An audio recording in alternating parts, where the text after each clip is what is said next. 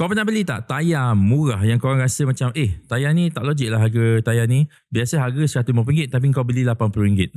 Korang kena tahu itu adalah tayar haram. Sekarang ni kecoh tau. Dekat Penang, Johor dengan of course lah Selangor, 3 negeri-negeri kaya ni, polis dengan SPRM serbu kedai-kedai tayar.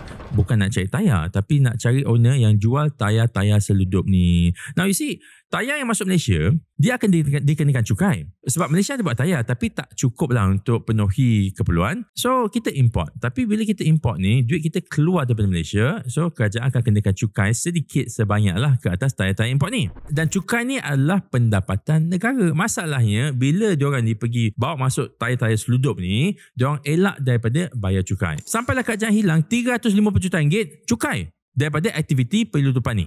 Isu ni besar sebab dia involvekan SPRM dan polis untuk cari diorang ni. Dan kalau ada kes-kes seludup, you kena faham ada orang dalam. Sebab itulah SPRM datang masuk campur. Sebab tayar ni daripada luar, dia nak masuk Malaysia, nak pergi ke kedai yang jual tayar tu, dia bukan boleh masuk macam itu je. Tak boleh. Dia kena lalu badan-badan yang akan proseskan tayar ni masuk.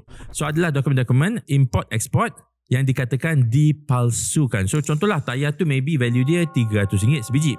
Tapi dia pergi declare dekat RM100 saja. So cukai yang dikenakan adalah ke atas RM100 saja, bukan RM300. So diorang dapatlah jual pada harga yang murah. Korang pun enjoy lah. Tapi korang elak bayar cukai. So mana korang faham ya? Bila barang tu murah adalah sebab dia. Kalau korang tengok tempat tu dodgy adalah sebab dia. Sebab dia adalah inilah dia. SPRM, polis dah serbu, dah siap bekukan harta syarikat ni sebanyak RM70 juta.